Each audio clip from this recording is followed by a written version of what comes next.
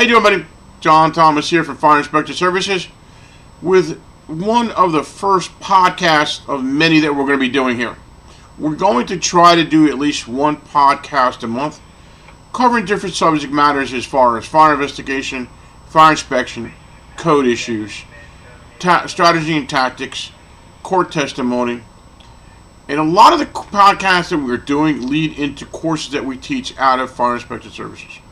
But if there is a subject matter that we did not cover and you'd like us to cover, please let us know through our Facebook page at Fire Inspector Services or our email address at fireinspectorservices@outlook.com, or just call the office at 973-773-2661.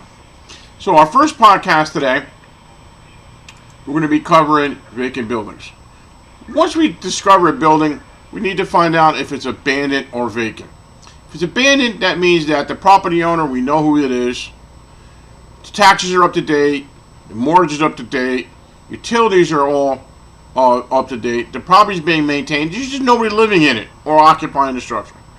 Not really too much that we can do at this point, but we need to keep an eye on it in case something happens in the future. Vacant structures means the building is empty. There's issues with the building. 90% of the time, a vacant building is either in foreclosure or in the process of being set into foreclosure. So some of the issues that we could see on our vacant buildings are dangerous to us and first responders. Building deteriorating conditions can cause collapse. Structural damage that's already happened.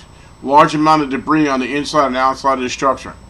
But what happens is when people find out that the building is not being monitored and it becomes a dumping ground.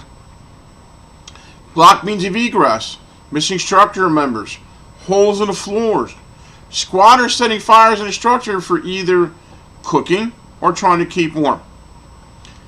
All the utilities are still active, so if something's going on, that could be one of the reasons why it starts a fire, a broken water pipe, gas leak.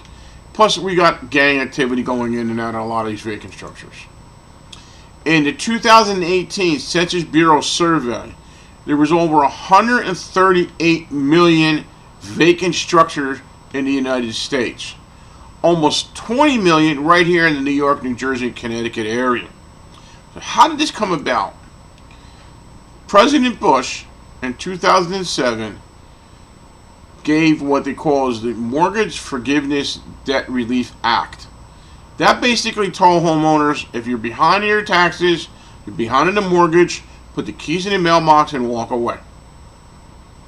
So now the mortgage company stuck with the building, or the town or the county stuck with the building, they don't know what to do with it. A lot of mortgage companies try to flip them because it becomes an issue. It takes a while. Now, depending on where the court system is going, depends how long it's going to take for that mortgage company to get a full foreclosure on this structure. So the building stays vacant. They usually will have a company monitor the building. They basically go in, make sure nobody's living in it, and then leave. This is one of a few of the buildings that were vacant in my district when I was a fire marshal. This is a 2-story brick apartment building. I'm looking through the second floor window to the outside of the roof. Now we got snow, we got rain, we got animals getting in the structure. One of our local roofers was nice enough to put some tarps over there, but as you can see, the tarps either deteriorated or blew away. So now we're back to square one with a vacant structure. We finally found out that the mortgage company had keys to the building. We told them to secure the structure. They put a cheap lock and hasp on the front door. That is not the proper way to secure a structure. Securing a structure is a HUD board up. That's the way it should be done. This is the D side of the building. C side of the building. Now you can see there's another door. That's the back door going into the first floor and stairs going to the second. When we got there, the lock and hasp was on there. It had already been breached. We contacted law enforcement. Law enforcement and fire marshals went in there to make sure nobody's squatting in the building, and then we started to do our investigation. I am actually on the second floor taking photos through the roof. There's no roof left. It's gone. Problem at this point. You still have live electricity in the building, and we have electrical appliances hanging from the ceilings. Issue could start a fire. We contacted the mortgage company, telling them we needed a structural engineer's report. Structural engineer stated that the B side of the building was in collapsed position. It was bulging out. So what are we going to do? We're going to wait for the building to finally fall, or we're going to force the hand of this mortgage company by using our codes to try to get this thing taken care of. We did force the mortgage company to demo the building, and they were in the process of putting this building up. So, what would you rather have? That two-story brick structure that was ready to collapse, hit other buildings, or a nice two-family house in a nice residential area? This building here, engine company was dispatched for water leaking from the first floor, arrived on scene, secured the water, realized there was an issue, contacted fire marshals, we went into the structure. The homeowner lived on the first floor, packed up and left. The second floor tenants were still living. They didn't know what to do. They didn't know who to give the money to. They didn't know what to do at this point. We went inside and started doing our investigation. This is where the two boilers and the water heater were. They were sitting on a thin piece of plywood. You could actually see through to the basement. If this would have collapsed, the second floor tenants probably would not have known. You would have had a gas leak, water leak, live electric going on. Could have become an issue. The first floor was sitting on sistered up 2x6s, sitting on the dirt, which had some concrete underneath it. Some of the area was sitting on a cinder block. You can see by these photos that the 2x6s started to deteriorate, which caused the floor to slope. When the fire marshals went downstairs to do their investigation, one of them fell through the last 3 steps. Again, problem. This building was a problem. You see that the floor joists were rotted out. They're not even sitting on the cinder block properly. All the copper pipes are corroding. We have issues with the building. This is what you saw when we got closer to the 2x6. They're deteriorating. They're eating away. The building was ultimately sold to a contractor. The contractor was told we need a structural engineering report. They were given all code violations. That was an imminent hazard. They needed to abate the violation as soon as possible. And we want a structural engineering report. I personally met with the structural engineer. Showed him the photos. Now this is just a few of the photos that we had taken that day. He looked at those photos like, I'm not going in that structure. It's unsafe. We're like, we know that. That's why you're here.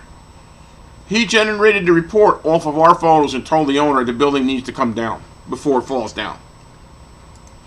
The photos you're seeing now are of a building where we're getting numerous complaints of people coming in and out of the building all hours of the day and night. Every time we went by, either us or law enforcement or code enforcement, we didn't see anybody. Finally, we caught a couple people coming out of the building. They were questioned to find out they were renting a room. A gentleman was renting a room in a vacant structure for $60 a room. Or if you couldn't afford the room, there were abandoned cars you can sleep in for $20. Very inventive. That's what the building looked like from the front. You can see that the front porch was sloping. Ultimately, the building was red carded by us and the building department. The building was renowned safe.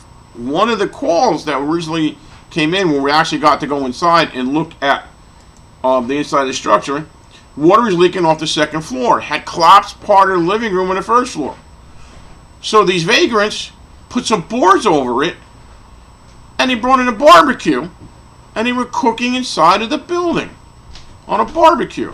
That's probably the same way they were trying to keep warm.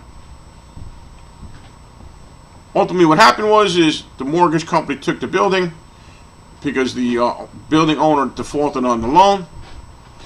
We met with the maintenance company. We told them you need to do a HUD board up. They had no problem with complying with it. The day they went there to do the HUD board up, fire marshals and law enforcement went to clear the building and found the guy that was renting rooms. He was taken outside.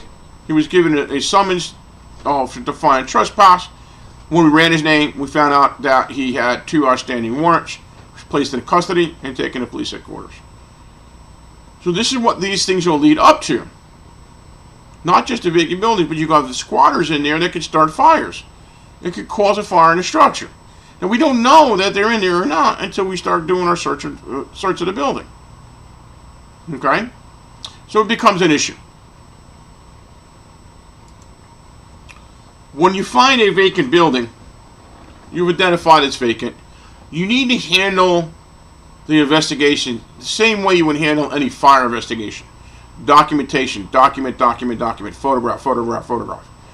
Do not ever use your personal phone to take photos of any type of building. Once you've documented them in your personal cell phone, that becomes evidence. We find out about it, we can subpoena to get your phone.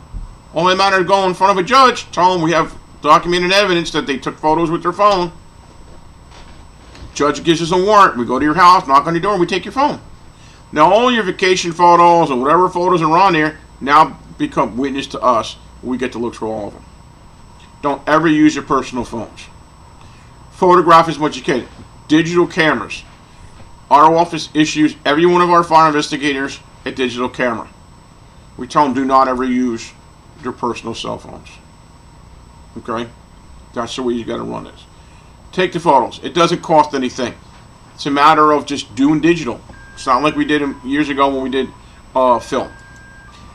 Front steps gone. Documented that. This is the D side of the building. You can see the exposure building is a 1-story masonry which housed a auto body shop. When you start seeing the inside of these photos, you realize that if that fire spread quick enough, which it was going to, it would have ignited that auto body shop, and we all know how difficult it is to put those things out. This is actually the C side of the building. This was the inside of the structure. Now, with the new owner that just bought the building, he was handed again all the imminent hazard violations. He said, well, I have smoke detectors in here. What's the problem? I told him by the time those smoke detectors go off and we're alerted of it, this fire would have spread through all this open framing, open floors, holes in the floors. It becomes a danger. Well, in the process of going to the second floor's stair, the stairs going from the first floor to the second floor started moving, almost collapsed on us. Problem. We noticed that the gas meters were removed. We confirmed with the gas company that it was shut off at the street.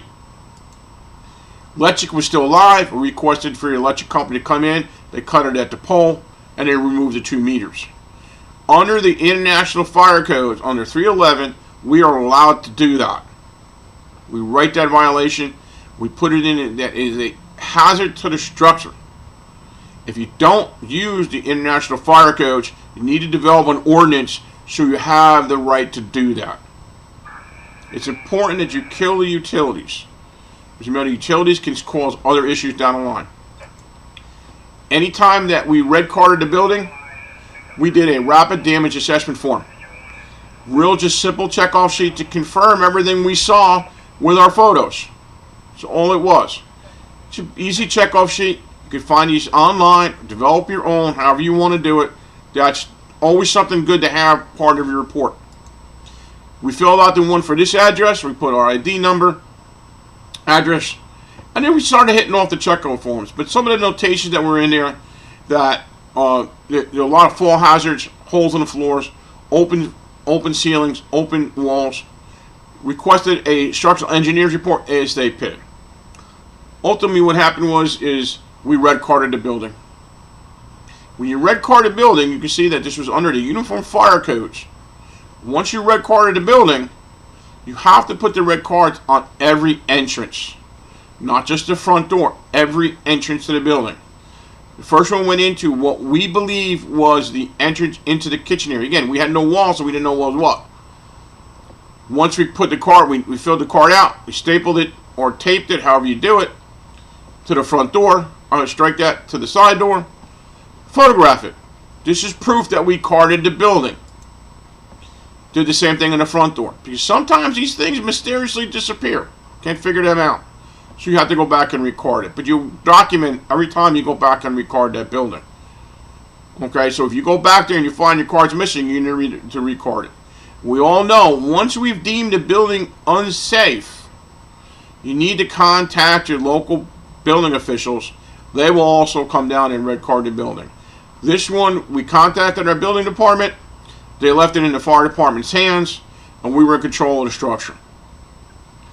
Once you've done all of that paperwork, and you've notified the building department, you've come down and notify all your first responders, law enforcement, EMS, fire. Let them know that this building is unsafe.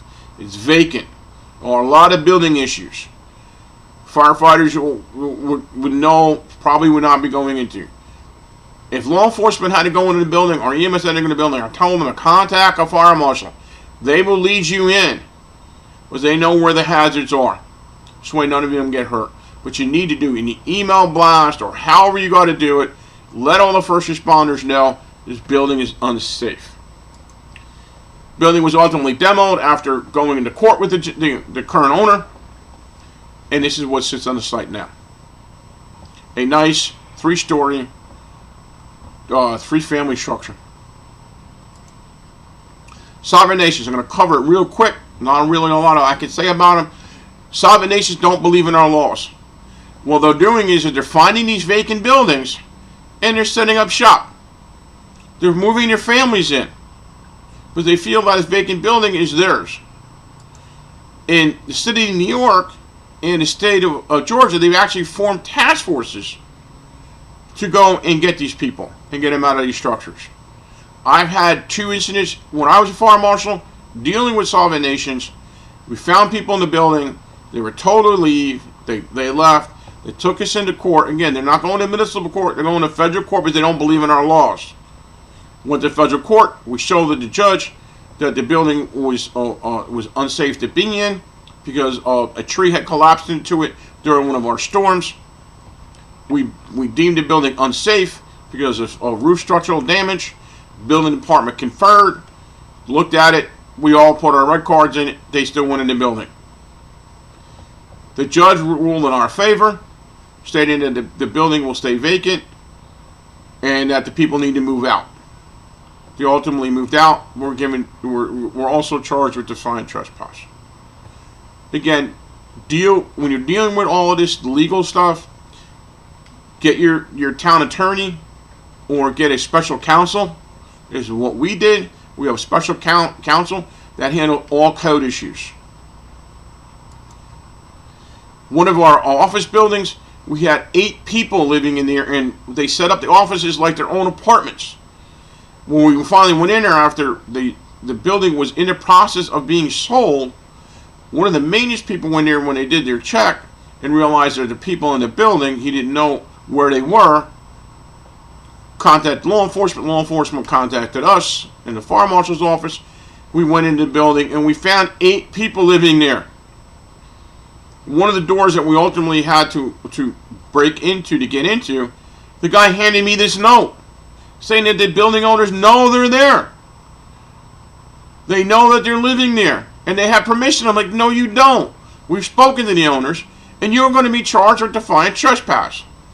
All 8 people were taken into custody by law enforcement, issued summonses for defiant trespass, and had to answer to the judge. This is what they were doing.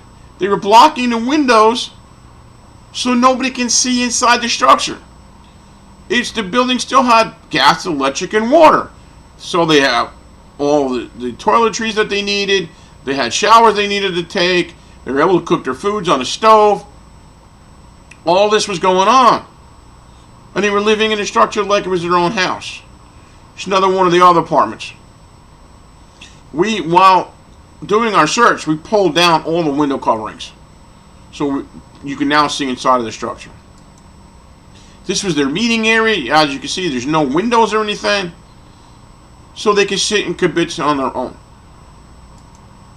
This is another one of the apartments that we had found. So we know that the vacant building issues are out there. We know that they're a problem. In order for them not to start going on fire and burning block of occupied structures down, or any other issues, we need to get a hold on them and start taking care of international codes under 311.